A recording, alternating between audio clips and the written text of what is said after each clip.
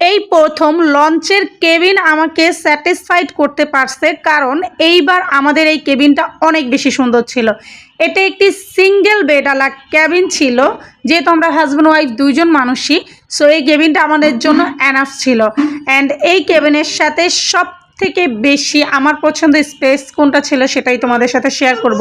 যেই জন্য আমি স্যাটিসফাইড সেইটা হচ্ছে আমাদের এই কেবিনের সাথেই ছিল balcony plus attached washroom plus AC. Of course AC তো থাকবেই, নর্মালি বেশিরভাগ ইয়েতেই এসি থাকে। যাই হোক, ওটা বাদ দাও, আমি তোমাদের সাথে শেয়ার করি আমাদের ক্যাবিনের ব্যালকনিটা। ও মাই গড, এটা অসাধারণ একটি সুন্দর দৃশ্য ছিলেন। খুবই আমি আসলে অনেক বেশি স্যাটিসফাইড যে আমার ইসের সাথে ওয়াশরুম প্লাস আমি ব্যালকনি পেয়েছি।